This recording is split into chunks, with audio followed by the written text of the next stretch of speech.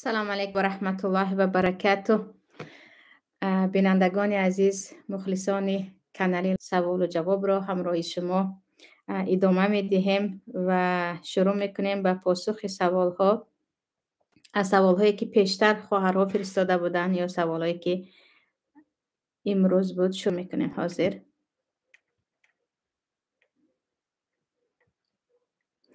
سوال یکم: دخترچه من مکتب می رود اما در مکتب روی مال کردن نمی مانند. تا مکتب رویمال میکند، در مکتب که وارد شد رویمال را میگیرد. آیا گناهکار میشوند یا نه؟ اگر درباره منع کننده های حجاب پرسیده باشد که گناهکار میشوند، گناه کبیره است، کفر است. آنهایی که از حجابی که فرض پروردگار است و با آیت قرآنی کریم وَاضْرِبْنَ بِخُمُورِهِنَّ عَلَى جُیوبِهِنَّ فرض شده است که زنها باید رویمال‌های خود را بالای گردن خود پرتایند. حجاب اسلامی را کسی که منع میکند کفر است و با این کارش گناه کبیره است و جنگ کردن با دین الله است. و آن انسان را اگر شریعت یعنی قانون اسلامی می بود، این گونه انسان را حتی جنازه‌اش رو خواندن روا نیست. انسان هایی که یک زن مسلمان را حجابش را میکشند، جنازه آنها را خواندن روا نیست. اما درباره دخترچه تان اگر گفته چاره نداره، مکتب نرود، اگر خیلی مشکلی می شود، مثلا می آیند زندان می کنند یا اینکه دخترچه خیلی قفا مونده می شود، در این وقت می گوییم ضرورت است، شما دیگر چاره ندارید، اکراه هست، مجبوری هست تا می تواند با پوشیدن لباس هایی که گردن را پنهان می کند و یا رویمال هایی که کلا موی ها را پنهان می کند و تا حد خودش را محکم کند که اینجا حالت ضرورت است. اما اگر یک مکتب را پیدا کردید و حتی هجرت باشد هم، حتی بیرون شدن از کشور باشد هم که با حجاب و با دین فرزند شما کاردار نشود، البته که این کمال ایمان بهترین است، چون در ما آیت هجرت برای آن فرض شده است که انسان دین خود را در کشور خودش در جای زیستش نمیتواند پیاده کند و در این وقت حتما باید انسان از آنجا خارج شود و در جای زندگی کند که کسی به دین او خلل نمی رساند. سوال دیگر: در خردسالی نماز می خواندم، نمازهای خواندم هم از ترس الله نبود، به فکرم از ترس پدر بود. نمیدانم چی می شده باشد. حالا من روز جزا چی باید کرد که این لحظه های غفلت را جبران کنم؟ پیش از همه سوال کننده عزیز، خوش به حالتان که این موضوع را درک کردید، فهمیدید که در وقتش نمازهای شما خالص نبود و الان پشیمان هستید و انشاءالله این الکه یک راهی هدایت است، یک نوری هست برای شما. چیزی دیگر، شما هنوز الحمدلله زنده و سلامت در حیات هستید. این الحسنات یذهبن السیئات، نیکی ها بدی ها را می پوشاند. زیادتر نماز نافله خوانید، زیادتر خیر کنید. تمام خیر و نیکی هایی که کردید آن خطاهای پیشینه شما را جبران میکند. یعنی یگانه برای نفرانی که از گناه های خود پشیمان هستند، علل خصوص گناه هایی که بین شما و بین الله هست، بین شما و بین بنده، یعنی حق مردم در آنجا نیست، با توبه کردن و با زیاد کردن عمل های صالح که عمل های صالح شما آن گناه های شما را میپوشاند. نام من اسلامی نیست میگویند و میخواهم نامم را عوض کنم. خیلی خطا نوشته شده از سوال، یعنی تا حد من همین گونه فهمیدم. اولا در اسلام پیامبر صلی الله علیه و سلم همه نام ها را عوض کردگی نیستن عزیزان. مثلا محمد نام خودشان را بابایشان ماندگی هستند، ابو عبدالمطلب، و پیامبر بعداً این نامی بابایم مانده گفته تغییر دادگی نیستن. یا تمام فرزندان خود را، تمام دختران خود را، زینب و فاطمه و رقیه و ام کلثوم، نامهای دختران خود را هم تغییر دادگی نیستن، در حالی که دخترای پیامبر پیش از پیامبر شدن پیامبر تولد شده بودند. فقط نامهایی که نامهای شرکی هست یا نامهای خیلی معنای بد دارد، خشین و جنگ و سرد و این گونه نامها را تغییر دادگی هستند. نامتان اگر معنای بد نداشته باشه تغییر ندهید. در اسلام فقط نامهایی که نام یا یگان شرکی هست یا کفری هست یا نام یگان انسانی فاسق هست یا یگان انسانی کافر مخصوص برای احترامش ماندگی هستند یا یک معنای خیلی بد دارد، این گونه نامها رو تغییر دادن حتمی است. اما نامهایی که معنای خوب دارند، مثلا در مو کلمه مثلا گلناره باشد تغییر میدن. چرا؟ گلناره معنای بد ندارد، گل سرخ است، معنایش یگان مشکل ندارد، میتوان با این نام بایستاد. اما اگر نام در حقیقت نام های بد باشد تغییر دادنش حتمی است و برای تغییر دادنش دیگر حتما ذبح گوسفند و مهمان جغ زدن حتمی نیست. در ما گمان میکنند یا همین گونه یک چی گویم عرف مردمی هست که میگویند نامت رو تغییر دادی حتما باید مهمانی گیری، گوسفند کشی. این گپ ها یگانتش اساس ندارند. پیامبر صلی الله علیه و سلم نام های صحابه ها رو وقتی میگویند مثلا به جای عبدالشمس عبدالرحمن، به جای مثلا دیگر نام ها رو تغییر میدهند، هرگز گفتگی نیستند که نامت رو برای این باید یک گوسفند بکشی. سوال دیگر: سلام معلمه جان، در نماز فکرهایم بسیار به هر سو می رود، هرچند کوشش می کنم که خودم را قپم، باز همین گونه چی باید کرد؟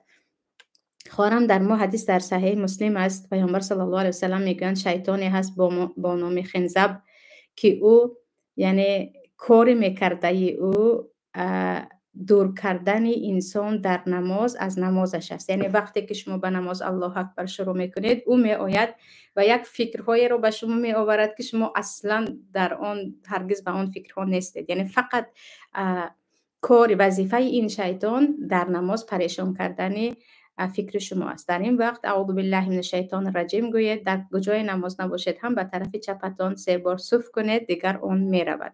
و من میگم یک کم معنای نمازتان رو فهمیده خونید، یعنی چی گفته ایستاده است و هوش و خیالتان رو و شما در پیشگاهی که هستید، با که الان روبروی که نماز میخونید، اینها رو خیلی به خود جای کنید و میبینید که نمازتان رنگ دیگر میگیرد. سوال دیگر: آیا برای نماز قد شوهر خود جنگ کرده قهری کنی آیا گناهکار میشوی؟ التماس جواب گردانید. پیش از همه قهرگی به خاطر گناه به کی نباشد هم به جز پدر و مادر. به خاطر گناه قهرگی کردن انسان گناهکار نمیشود. گناه نباشد هم بعضی مشکلی هایی که در عائله هست، در ما حدیث است که بعضی همسران پیامبر با پیامبر هم از صبح تا شام بعضا گپ نمیزدن. این باره حدیث وارد شده است و خود پیامبر هم با همسران خود 1 ماه کامل قهر شدگی هستند، یا با حاتب ابن ابی بلتع دیگر صحابه ها هم قهر شدگی هستند. شما اگر دانید که قهرگی شما شوهر را تغییر میدهد، شما میدانید از خاراکتر شوهر میدانید که قهرگی شما او را تغییر میدهد و او در نمازش جدی میشود، با که نیست گناهکار نمیشوید. اما قهرگی شما او را بدتر کند چی؟ یعنی بعضی مردها هستند که یا بعضی انسان ها عموما هستند که قهر شدید او بدتر شدن میگیرد، او بهتر نمیشود و بدتر شدن میگیرد. در این حالت راه رو باید دیگر کنید، طریقه دعوت رو باید دیگر کنید، چون اگر بدتر شدن گرفت شما با این قهرگی به هدف نمیرسید. مقصد از قهرگی آن نفر رو تغییر دادن است و دیدید که تغییر نمییابد، پس باید اسلوب رو دیگر کرد. سوال دیگر: نصف خانه رو پولش هست، نصف دیگرش رو می توانیم ایپوتیک 3% برای 3 کودکداران هست گیریم و اون پولی که کوارتیر می دهیم به اونجا دهیم. در باره ایپوتیک بسیارتر خواهران می پرسند و جواب می دهم. اگر شما دولت به شما یک کمک پولی جدا کرد برای کودکاتون، مثلا گفتیم 1.5 میلیون جدا کرد، شما ایپوتیک گرفتید و 1.5 میلیون رو همش رو دادید، یگان خیلی بر گردن شما قرض نماند و خانه شما. اما 3% گفته من هر ماه کم کم به بانک قرض میدهم، چون که بانک ها حاضر سبحان الله خیر نیرنگ ها دارند. با پرسنت اگر به تو قرض دهند کردیت داده میگویند، با قرض پرسنتی دهند برای خانه خریدنتون، اون رو میگویند ما چی دادیم؟ ما ایپوتیک. یعنی قرض پرسنتی که با اون خانه خریده میشه و نامش رو ایپوتیک کردگی هستند. کمی تغییرات کردی. برای خانه هم یک نام، ماشین هم یک نام دیگری خودش رو دارد. مادامی که شما پولی خانه تان رو بانک به صاحب خانه داد یا بانک وکیل شما هست و شما پولی خانه رو زیاد کرده، اون قرضی که بانک به صاحب خانه داد زیاد کرده آورده به بانک میدید، این همون پرسنت است. نامش ایپوتیک همون پرسنت است. پرسنتی هست که الله میگوید فإن لم تفعلوا فأذنوا بحرب من الله و رسوله. بس نکردید پس به جنگ الله و پیامبر برخیزید. گناهی کبیره است، برکت ندارد خانه که با پرسنت میخرید. وقتی که شما پولی خانه رو یعنی از بانک قرض گرفتید با نام ایپوتیک و اون رو زیاد کرده به بانک دادن میگیرید، بانک صاحب خانه نیست، بانک فقط میانه روی هست که به شما قرض داده و اون رو زیاد کرده میگیرد. این 100% حرام است. کسی به این حرام نمیگوید. کسی میگوید از کافر پرسنت گرفتن حلال است، گپی دروغ میگه. در مذهب ابو حنیفه رحمت الله علیه برعکس، به کافر تو پرسنت داده خوردنت اگر دولتی حربی باشد، یعنی دولتی باشد که با مسلمان ها جنگ اعلان کرده است. مثلا من مثال میبرم اسرائیل امروزه این گونه باشد، یگانه در مذهب ابو حنیفه اجازت میدن که او دولت با تو جنگ اعلان کرده است و هر نماد پولش رو گرفتن حق داری. همین گپ است. این نیست که تو از او پول گرفته خودت به او پرسنت داده کردی و نصف خانه رو که پولش رو پیدا کرده نصفش رو قرض گرفته از یگان آدمی خودی می شود، از آدمی خودی که قرض حسنه بدهد، یا اینکه به یگان کس میگه که همین خانه رو خرد تو بعد به من فروش، قیمتتر کرده به من فروش، من به تو در چند ماه میدیم. آدمی شناسی خودی در اینجا انسان گناهکار نمی شود برای اون که شما از صاحبش خانه رو خریده ایستادید و او یعنی کمی گرانتر فروشد هم. سوال دیگر، اگر زن از روسیه به تاجیکستان به فرزندان خردسال 4-5 ساله طریقه هواپیما به محرم سفر نماید گناهکار می شود یا پسری چند ساله محرم حسابیده می شود؟ پسری که به بلاغت رسیده است او محرمی راه شده می تواند به بلاغت رسیده باشد و به بلاغت هر کودک در هر سن سال می رسد، اون رو هم از جسمش معین می کنیم، از سن سالش نه. در تاجیکستان زیادتر در 14 سالگی، بعضا 13 سالگی، بعضا دیرتر شود 15 سالگی به بلاغت پسرچه ها می رسند. و درباره سفر در محرم یکی از مسئله های اختلافی از زمان صحابه تا زمان امروز و بین مذهب ها این مسئله به محرم سفر کردن زن هست وقتی که راه امن و آرامی باشد. اگر راه ناتنجی هست همه اتفاقا که باید همراهت محرم باشد، اما راه امن باشد، یعنی یکون مشکلی نباشد، خطر نباشد برای زن. در اینجا چی؟ در اینجا بعضی علما میگویند مقصد از من کردن زن، حدیثی که صحیح در بخاری مسلم سنن آمدگی است، پیامبر میگویند برای زنی که به الله و روز قیامت ایمان داشته باشد حلال نیست که به محرم در حدیث مسافه 1 شبانه روز، در حدیث دیگر 2 شبانه روز، در بعضی حدیث ها 3 شبانه روز، در بعضی حدیث ها به مسافه برید یعنی نیم گفتیم شبانه روز یا 12-14 ساعته راه برآید. حدیث چند نمود آمدگی هست، اما در حاضر شرایط که راه تنجی هست یگان مشکل ندارد، بعضی از علما اجازه میدن، همشون نه، بعضی. در مذهب ابو حنیفه رحمت الله علیه آن را هم درباره حج میگن اگر راه از 3 روز زیاد نباشد به محرم هم حتی میتواند حج کند، در دیگر راه ها نباید محرم داشته باشد.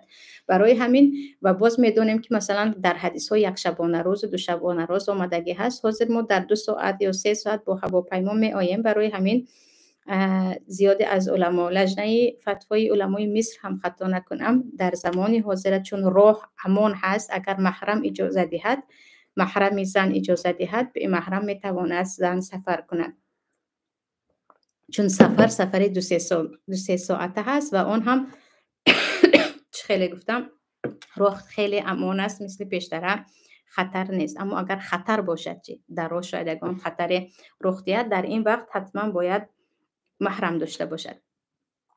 سوال دیگر، چله آیا راست است کودک چله دارد میگویند بعد از تولد؟ کودک نه، زن باید چله انتظار شود. به معنای چی؟ به معنای اون که اکثر زنها تا 40 روز خون میبینند، در این وقت نماز خواندن ممکن نیست، روزه گرفتن، قرآن خواندن، نزدیکی با شوهر. اما کودک چله دارد و میترسد و چند قانون های دیگر در یگان جا دلیل در این باره آمدگی نیست که کودک چله دارد یا عروس و داماد چله دارند یا مرده چله دارد. بیشتر هم گفته بودم که ما کلمه چله رو تاجیکا خیلی دوست می‌داریم، در همه جا استفاده میکنیم.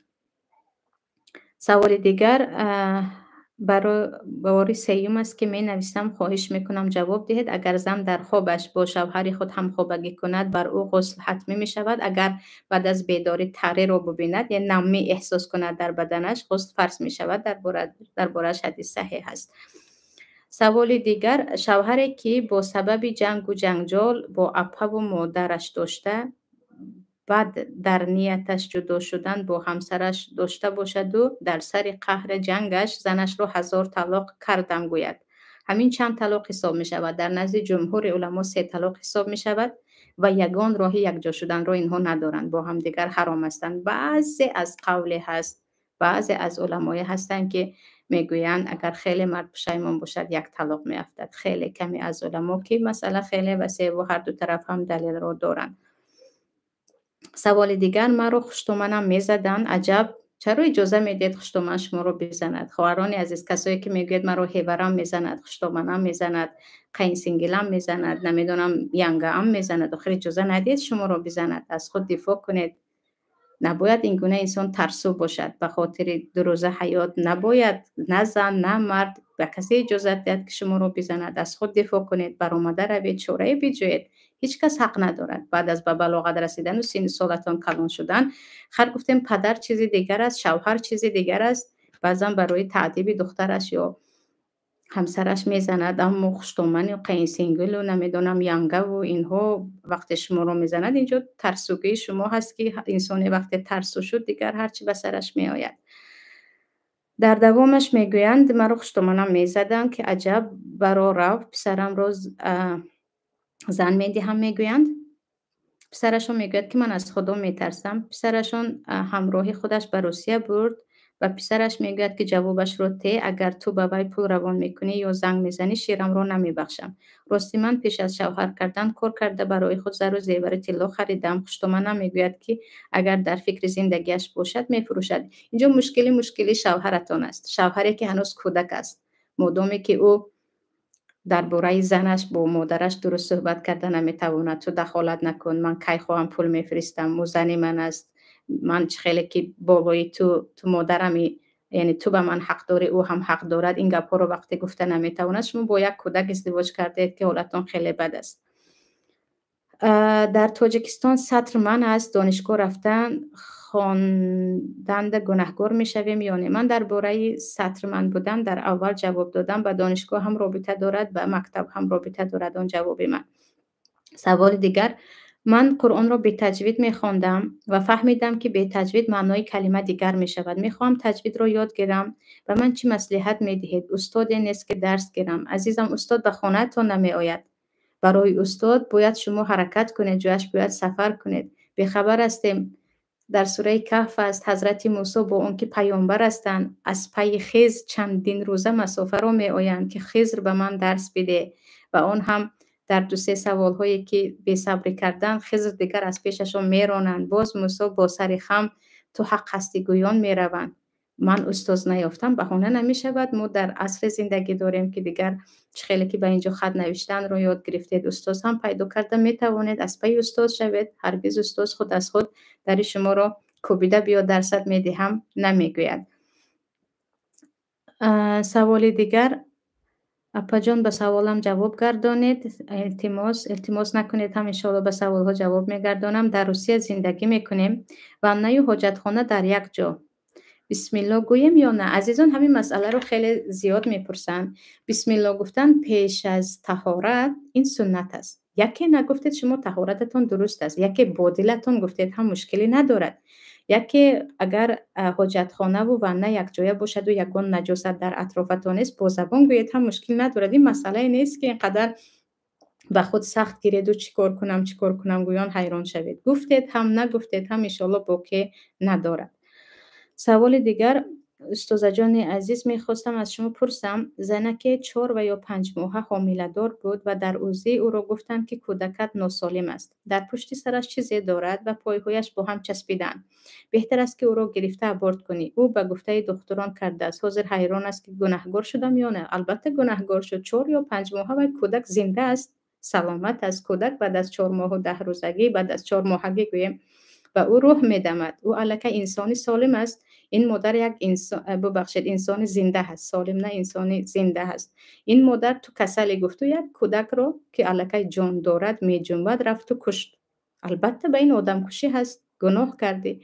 اگر بود که دکترها گفتن الکی مرده است، خیر کودک مرده رو از شکم برآوردن. نه، کودک رو که به خاطر کسلیش نمیکشن، تو میواری گویان نمیکشن.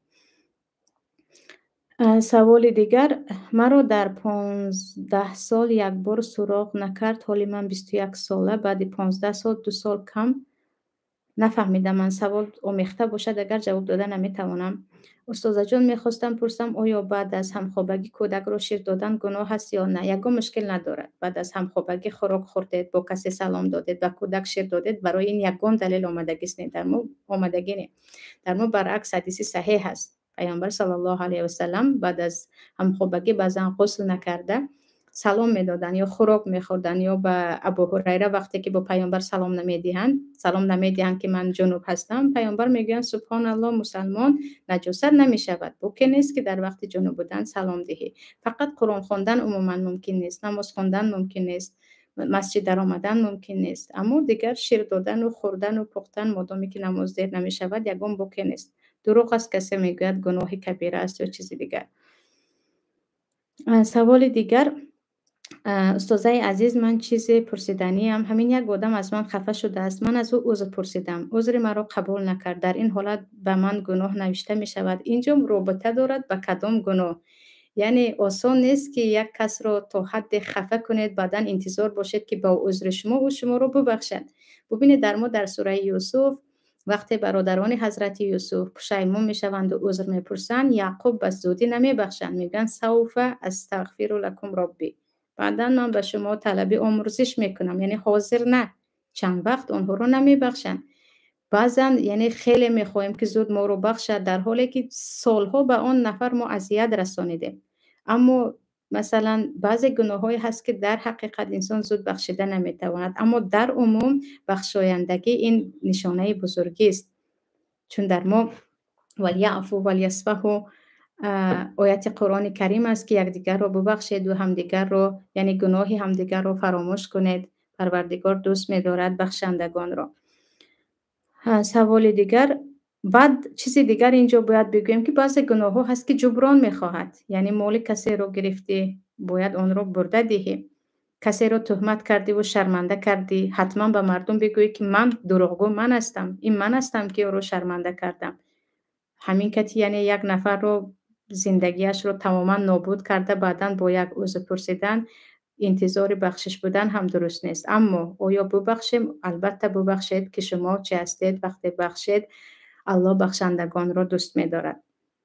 سوال دیگر، اپا جان با سوال من جواب می دادید آیا در یک خانه زندگی کردن این قهری حساب می شود؟ مثلا با زنی هیبر یا خوشدامن بی جنگ آیا گناه هست؟ این قهری، یعنی قهری با یک نفر قهری بوده زندگی کردن رو در نظر داشته باشند. والله اعلم. سوال رو نفهمیدم.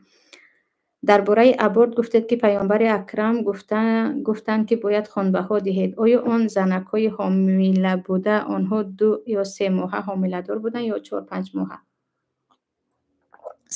سوال خیلی خوب است. در همانجا وقت پیامبر حدیث در بخاری از خانبه ها ده میگویند نمیپرسند که کودک چند ماه بود.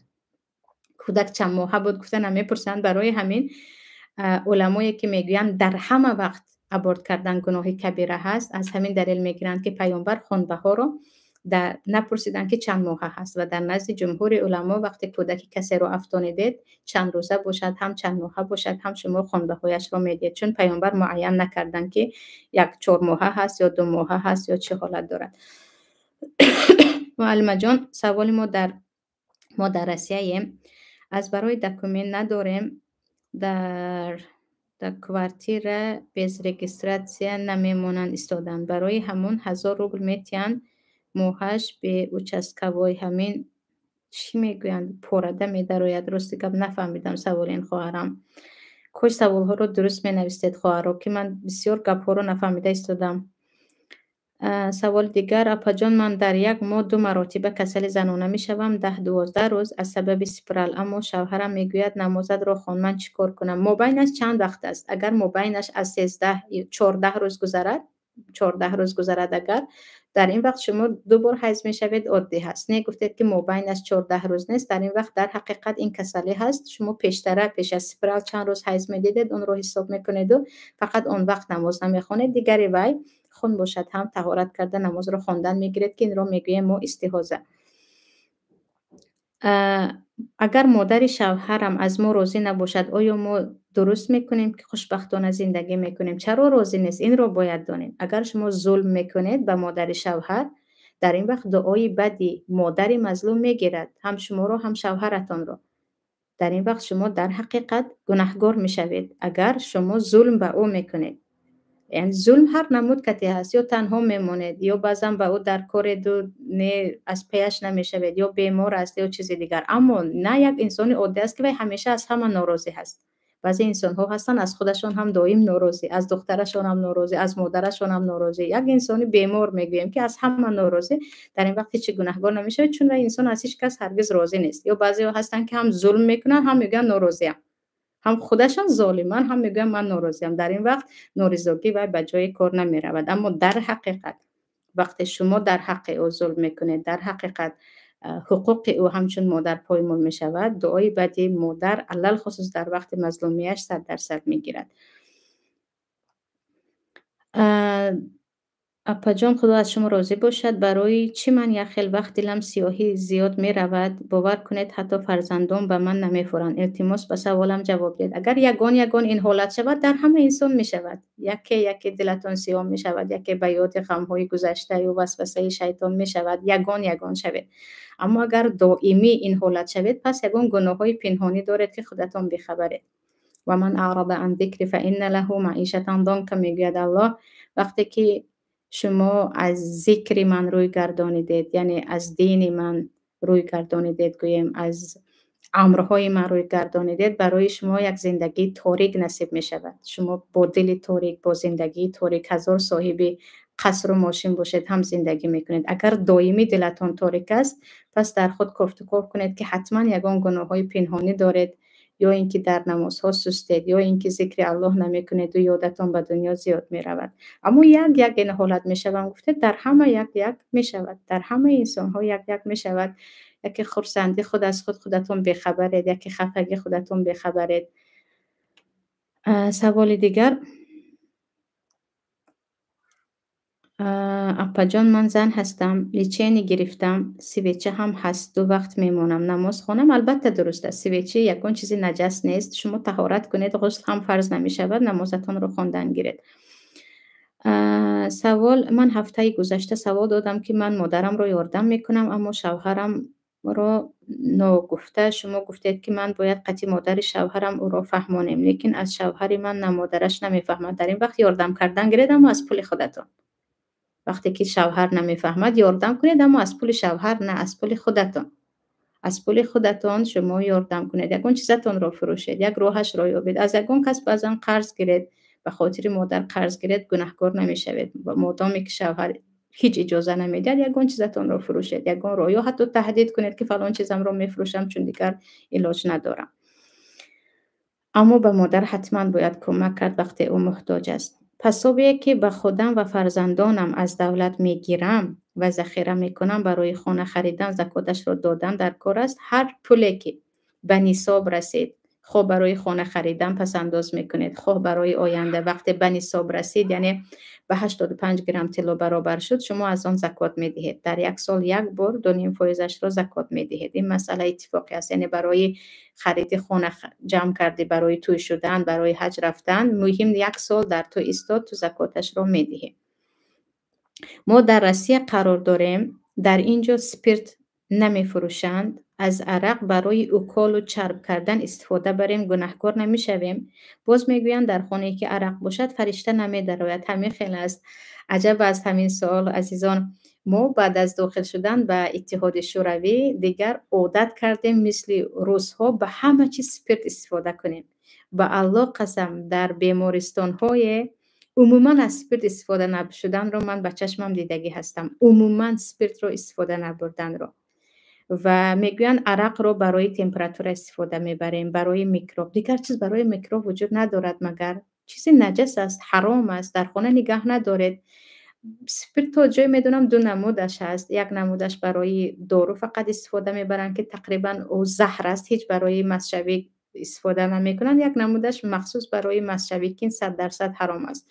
یعنی 1001 چیز دیگر هست، 1001 گیاه دیگر هست. اما مشکلی ما در آن است که ما عادت کردیم که هر چیز رو دیدیم میگیم سپیرت و سپیرت. و حتی به خواهران هم در درس گفته بودم که در بیمارستان های مصر کودک وقتی با تبی بلند می رود، تصفیه بالا میکنه، زود میگیرن داخل آب خنک میشینانند. کودکی با تمپراتور 40 گرادوسه رو زیر وامنه خنک میشینانند و میگویند پیامبر با آب خنک تمپراتور رو معالجه کردگی هستند خوب می شود و در حقیقت کودک خوب می شود. درمون میگیرند و بالایش عرق میریزند یا سپرت میریزند. عجب تاثیرهای گرفتگی هستیم از این روزهای نجس. سوال دیگر خواهر عزیز، سوال این که بسیار می شود که در وقت نماز خواندن چند رکعت خوانده ایستادم فراموش می کنم، چی باید کرد؟ حتما فکرتون به هر جا می رود که من در بالا به همین سوال جواب دادم. اپا جان می شود کسمتیکه کرده نماز خوانیم. کسمتیکه اگر دانید که در داخلش یگان نجاست وجود ندارد استفاده برید، بکنید در خانه مادامی که فقط محرم می بیند. اما من شخصا خودم به کسمتیکه ها خیلی شبهه دارم که در داخلش چی چیز و از چی چیز ساخته شده است.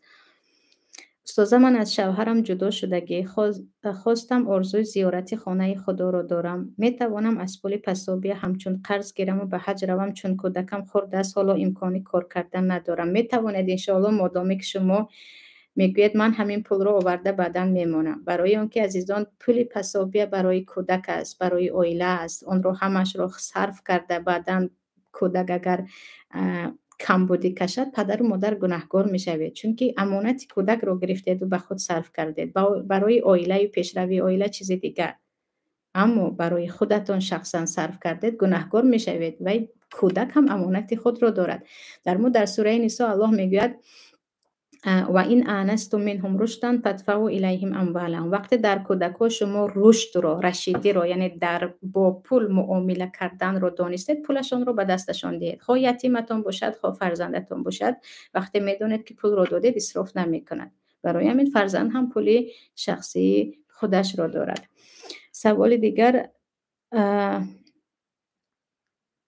اپای عزیز، فرزندم نقصان مادرزادی دارد، در لبش باید جراحی پلاستیکی کنم. در دین اسلام اجازت است اگر نقصان داشته باشد جایز است، چون که باید نقصان از شما بیماری رو معالجه میکنید. معالجه کردن در حدیث صحیح آمدگی از تداوی یا عباد الله، خود رو معالجه کنید ای بنده های الله، هیچ دردی نیست که الله درمانش رو نداده باشد. مادامی که نقصان مادرزادی دارد، یا گفتم یک خالی کلان در بر رویش است، یا 6 انگشت دارد، یا مثلا نزد بینیش یکون چیزی کلان است، اینها رو گرفتید گناهکار نمیشوید، چون که شما او رو تغییر ندادید. بیمار بود و بیماریش معالجه بخشیدید. پروردگار به بیمار شما و تمام بیماران شفای عاجل و کامل دهد، شفایی که از نزد خودش است و دیگر بیمار نشوند. من میخواهم به خانه خدا روم، اگر شوهر راضی نباشد ممکن است یا نه؟ حج کردن فرض الله است، چگونه که به نماز شوهر حق ندارد نرو گوید، به حج هم حق ندارد. مادامی که پول از شوهرتان نیست، شرایط دارد، شوهر به این حق ندارد، چون حج فریضه الله است، از رکنهای اسلام است که به این یگان کس حق ندارد بگوید نمی روی. من در روسیه در کفک تاجیک ها کار میکنم و زیادی نونی که از نزد مشتری ها میموند من جمع کرده خانه می آرم، مگر این حلال است؟ البته که آنجا مشتری ها روز هستند.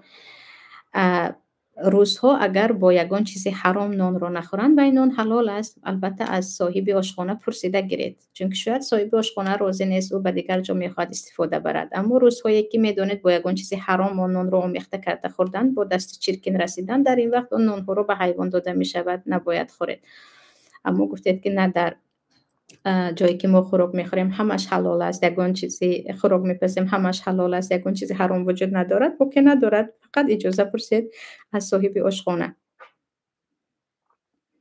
معلمه جان، دعا و صلوات های صبح شام رو به ما میفهماندید، التماس معلمه جان کدام ها رو خوانیم پیشکی رحمت؟ آیت الکرسی رو خوانید هر صبح شام، چیزی به شما ضرر نمیرساند. آمن رسول رو، آخرین آیتی دو آیتی سوره بقره رو خوانید، سوره ناس فلق رو خوانید، پیامبر میخواندن. باز دعاهای زیاد دیگری هست که پروردگار در عمر ما و وقت ما برکت دهد. انشاءالله همش رو نوشته به یوتیوب هم به دیگر گروه ها هم روان میکنیم. شوهرم چند روز شد زنگ نمیزند، نمیپرسد. یک شب به من گفت مادرت رو فریاد کن، جوابت رو تیم.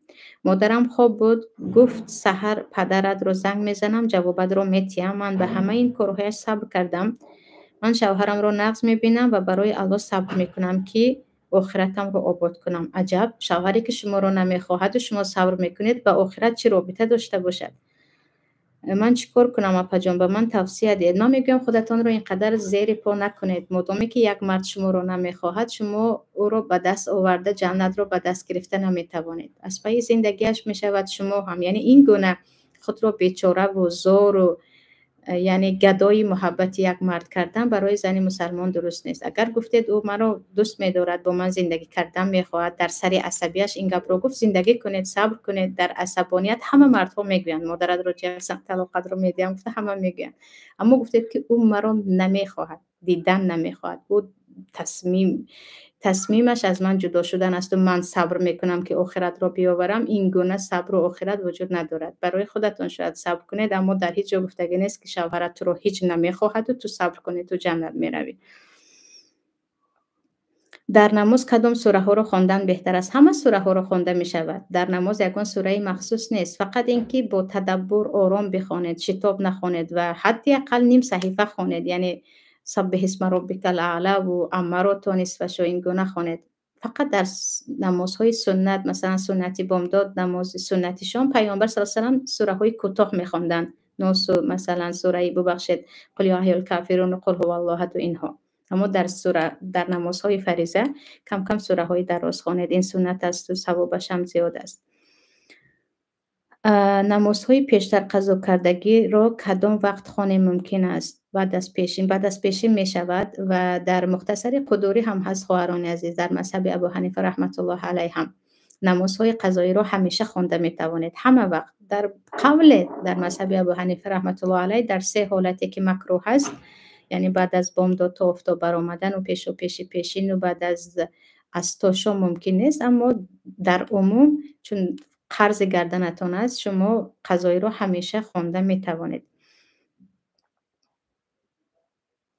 در وقت نماز خواندن نیت نکنید، جایز می شود. نیت دهانی را در نظر داشته باشید. با قلبتان شما گفتید از نماز پیشین می خوانم الله اکبر، همین کفایه هست. اگر با دهان نگفتید و با قلبتان نیتتان هست، اما به نیت و به هیچی اومدید و چی خوانده استادید نمیدونید، البته این درست نیست. انما الاعمال بالنیات و نیت از شرط های نماز است، اما نیت زبانی نه، نیت قلبی که در مذهب ابو حنیفه رحمت الله علیه با زبان گوید باز بهتر میگن، قوی تر میشود نیتتان. اپا جان، من قرآن رو ختم کردم، دویم باره نیم کردم، اما حاضر هر وقتی خواندن میخوام نمیتوانم و زمین و سردرد میشوم و در وقتی نماز هم همین خیل میشوم. چیکار کنم؟ شیطان است، وسوسه شیطان است. زور برایت با شیطان جنگ کنید، وز میشویدم خواندن گیرید. شیطان همین طور شما رو میخواهد غلبه کند. یعنی وسوسه شیطان گرفتار نشوید، با وزبینی میخوانید. در عبادت صبر کردن همین یک جهاد است، خودتون رو مجبور کنید.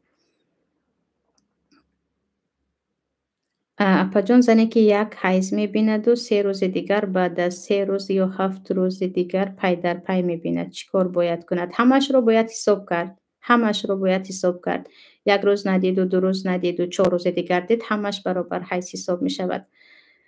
اما 1 روز دید و 7 روز ندید و بعداً دید، اینجا یگان بیماری هست که زنک باید از پی سلامتیش شود. یگان بیماری هست که این نمود می‌شود. اگر در وقتی پاسپورت گرفتن به روی مال صورت گرفتی، آیا زن گناهکار می شود؟ مجبورید که شما صورت گیرید. شما مجبورید. انشاءالله هر چیزی که از روی مجبوری است گناهکار نمی شوید. بدبخت ها مجبورتون میکنن که با سر لوچ بیستی، در حالی که حاضر در شرایط حاضره تکنولوژی از چشم فقط انسان رو شناخته می شود. در ما که همه دشمنی حجاب و دشمنی قانونی الله هستند، در همه جا میگن برای پاسپورت باید سرت رو لوچ کنی.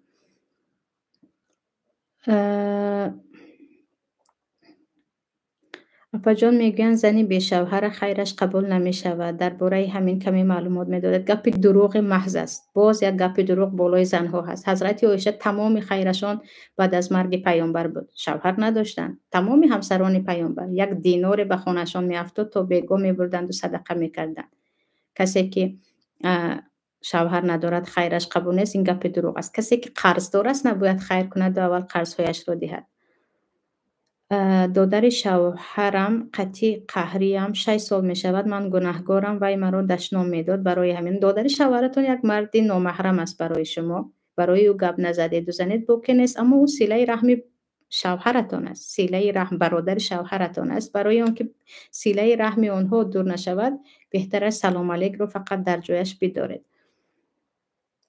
اپا جان من آیلی که خودم از شوهرم بعضی حالت به جا میکنم گناهکار میشم. اگر دروغ گفتید گناهکار میشوید. مثلا شما مثلا 20,000 آیلیک دارید، معاش دارید، به او میگید 10,000، گپ دروغ است. یا هیچ چیز نخریدید و خریدم میگوید دروغ است. بهترش بگوید که آره دارم، گفتن نمیخواهم. یعنی مصیبت ما در ترسانچکی است. دروغ میگوییم به خاطر ترسانچکیمون، دزدی میکنیم به خاطر ترسانچکیمون، شلاق میخوریم، شرطه میخوریم به خاطر ترسانچکیمون. چی میشود؟ دروغ نگفته گوید که دارم و نمیتوانم بگویم یا نمیخواهم بگویم. اما دروغ که گفتید اگر پنهان، یعنی به معنای دیگر رقم رو گفتید، اینجا گناهکار میشوید.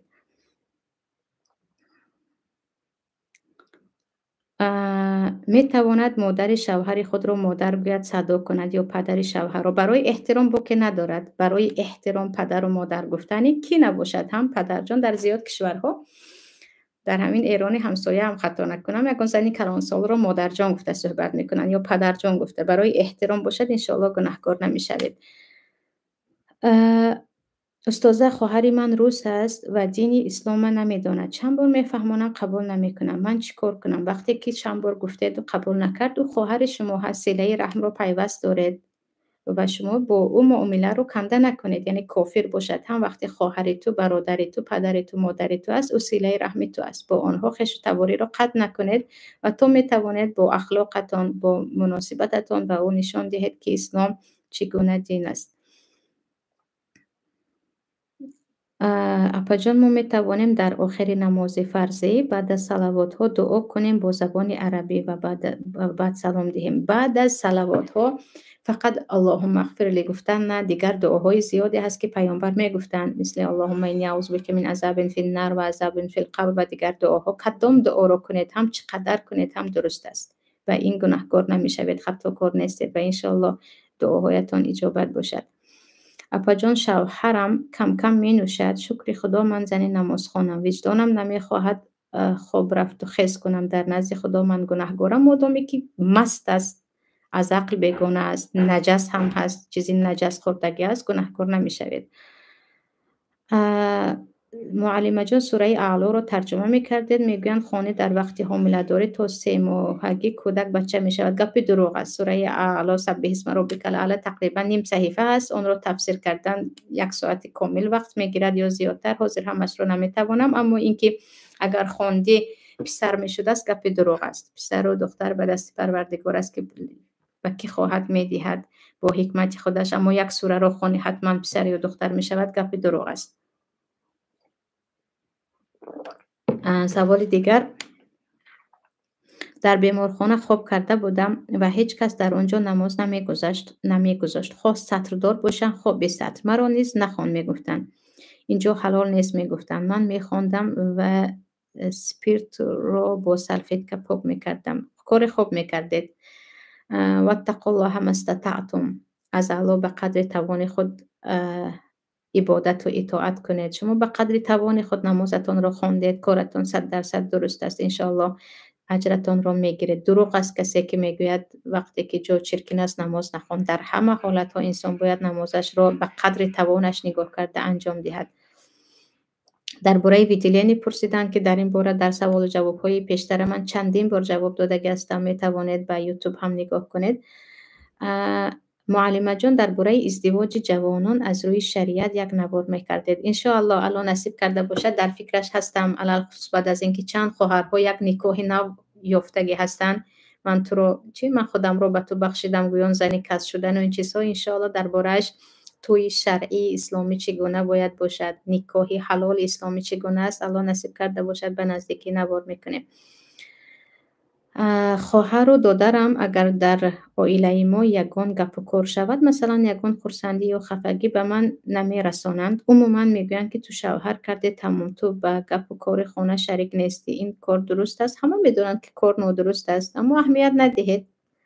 یگان چیزی خفه می شدگی نیست. اهمیت دادن هم به این چیزها یعنی دلها رو تاریک میکند. شوهرم بهترین مرد است. تا امروز به من یگان سخنی بد نگفته است. همیشه غمخوار، مهربان، میگوید همش خوب میشود. بار شد خودم میگویم رو زن گیر، اما او نمیخواهد. دلم ریش ریش میشود. کار خوب برای من چی گفته میتوانم؟ استاد عزیز درباره موی سر رو بریدن در اسلام یگان معلومات میدادید. مثال اگر موی سر خیلی دراز باشد موی سر بریدن درباره‌اش حدیث در صحیح مسلم است. همسران پیامبر بعد از مرگ پیامبر موی سر خود را بریدگی هستند. در روایت تو کتفا، در روایت کمی بالا، فقط به مرد نباید مانند شوید، چون پیامبر لعنت کردن هر زنی که خود را به مرد مانند میکند و برعکس. و موی سر که زیباگی زن است از شوهرش باید اجازه گیرد تو بعداً برد. اگر شوهر ندارد بریده میتواند، فقط به شرط آنکه به مرد مانند نشود. معلمه جان درباره دوست داشتن مال دنیا یگان چی میگفتید؟ سوال ها رو یک بار گیریم. خواهرا خانه ما جوگی آمد، گفت خانتون جادو دارد، گفت راضی باشید مییابم، ما راضی شدیم، او یافت. دروغ میگوید، خودش یگان تومور میماند و پیدا میکند. سبحان الله. در ما حدیث در مسند امام احمد از جوگی ها رو فالبین ها رو باور کردید شما از ده خارج میشوید. یعنی یگان چیز میپرتید و بعد پیدا میکند، باز از شما پول میگیرد، دلتون رو هم سیاه میکند، هم پول میدهید هم خرسند هستید که کارتون رو درست کرد. خواهر عزیز نام پسرم عبدالعلی است. آیا این نام ممکن است؟ علی با عین، این یکی از نامهای پروردگار است، علی العظیم. عبدالعلی باشد انشاءالله باکی نیست. اگر شبه کنید که علی انسان نامی، یعنی بعضی هستن که شیعه هایی که علی رو تو مرتبه پیامبری میبرند و این مانند شده استاد است، گفتید خیر عبدالرحمن کنید، عبدالحلیم کنید. سوال دیگر، من کار میکنم و اگر دیگر برادر مسلمان کار برم و از آنها فایده به دست بیارم درست است؟ در شریعت این رو سیمسار میگویند، کاردهی. پس رنی که میگویم ما با زبان روسی، اگر پول رو تا حد گیرید که آن داند و خفه شود درست نیست، از روی ناحق پول او را خوردن است. اما یک مقداری معین گیرید که او فهمت هم خفه نمی شود، چون که شما حق خدمت رو گرفتید، در اینجا گناهگار نمی شوید. پس رنیکایی هستند که دو برابر کارگر میگیرن. کارگر اگر شنید میگوید حرامت بود، من اینقدر کار کردم و اینقدر گرفتم، تو فقط از اینجا اونجا بردی و این همه رو گرفتی. برای همین در اینجا باید بدونید که خودتون به چقدر راضی میشوید. اگر شما رو کسی به کار برد به چقدر راضی میشوید. از روی همین حساب کنید، ان شاء الله ظلم نمیشود. اپا جان سوال همین طهارت لته موندن ممکن است؟ درباره طهارت لته که زیاد میپرسید، به اسلام یگان رابطگی ندارد این چیز. برای تازگی زن ها میمونن، ماند نماند نه، چون ویدیلینی در نزد اکثریت علما چیزی نجس نیست اگر طهارت را شکند هم.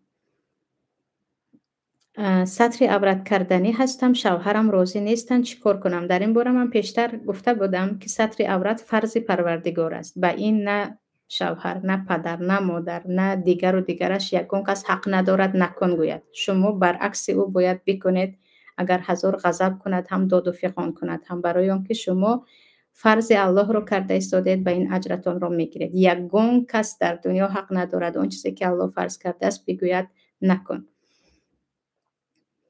پجان یک جای به کار میکنم، در جایی که من نماز میخوانم رو به قبله بطولکه های پیوه ماندگی، آیا نماز من قبول است؟ جایی که کار میکنه درست نیست. برای مسلمان جایی که چیزی حرام است، پیوه باشد، عرق باشد، موسیقی باشد، رقص و بازی باشد، کار کردن درست نیست. خواهران عزیز و تمام هموطنان، خواهر و برادران، رزق انسان مثل عمر انسان مقدر است. به هر راه شما رو میابد، به هر راه شما رو میابد و حتمی نیست شما در یک جای حرام کار کنید. الله میگوید و من یتق الله یجعل له مخرجا و یرزقه من حیث لا یحتسب. از جایی که گمان نمیکنید، اگر تقوا کردید و کار حلال پیدا کردید، الله به شما رزقتان رو میدهد. نماز شام چند قدر است؟ مقصد تا در آمدن نماز خفتن یا چه خیل جواب میدادید؟ تو کاملا شفق احمر پنهان شدن میگن یا گفتیم روشنایی اطراف آسمان؟ تو کاملا پنهان شدن روشنایی اطراف آسمان است که در هر دولت هر مقدار است. تا وقتی در آمدن خفتن البته گفته میتوانیم، اما بعضا یکم دیر شدنش است، چون بین علما بعضیا سرخی آسمان بعضیا سفیدی آسمان اختلاف دارن. مهم تا کاملا هوا تاریک شدن. فوتبال تماشا کردن گناه است به مقدار کوچک باشد دیگر چیز، اما شما 2 ساعت و 3 ساعت و 4 ساعت در نزد فوتبال نشستید، حیف وقت است. حیف وقت است که من میدونم انسان‌های را که حتی نماز رو قضا میکنن چقدر میتوانند در 2 ساعت کارهای خیر کنن، اما فقط مینشینند و از پسی توپ دویدن دو کمانده رو میبینن که در آخر چی فایده گرفتی، وقت فقط رفت.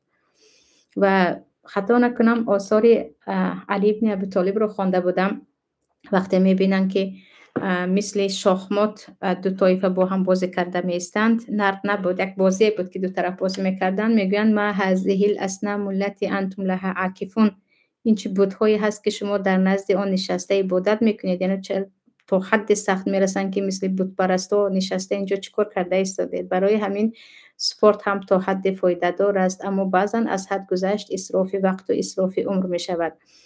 آیا برای زنها جایز است که در نمازهای فرض قامت گفتن؟ جایز هست قامت گفتن، در نزد بعضی علما حتی سنت و ثواب دارد، چون حضرت عایشه قامت گفتند و از آن با صدای پست با زنها گفتن نماز خواندن در برش حدیث آمدگی است، اما نگفتن یگان خیلی گناهکار نمیشوند. اپا جان میخواستم با یک سوال پرسم، من سیدلکه کار میکنم، میگن این کار حرام است، شما چی میگه؟ دربارش در نوار پیشتر جواب داده بودم درباره سیدلکگی که اگر شما یک کمپیر روسی کافر رو تازه میکنید این کاری پست است. من نمیگم حرام است، کاری پست است که باید خود رو احترام کنید، عزت کنید و کاری بالاتر رو پیدا کنید. سپیرت تورات رو میشکند؟ سپیرت تورات رو نمیشکند، مکانی که شما سپیرت موردید نجاست میشود که آن رو باید بشویید. آیا به مرد همسایه السلام علیکم گفتن جایز است؟ دربارش جواب داده بودم من، مادامی که میدانید که انسانی بد است، غریزش بد است، چشمای بی‌زیب دارد، شکل بی‌زیب دارد، هیچ سلام ندهید. اما بعضی ها هستند که پیرمرد هستند، از خورده میشناسیم انسانی خوب هستند، برایشان سلام دادید گناهکار نمیشوید.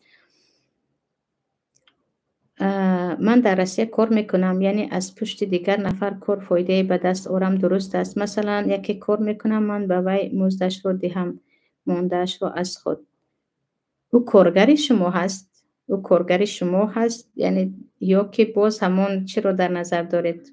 میان روی رو، میان روی باشد اگر خودی با همون شخص صحبت کنید که اگر او راضی باشد یکم باکی نیست، اما 4 برابر پول رو خودتان گرفته 2500 رو به او دید، خیلی که در بالا گفتم این حرام است که خودتون را یگان کس همین خیلی کار فرماید هیچ راضی نمیشوید.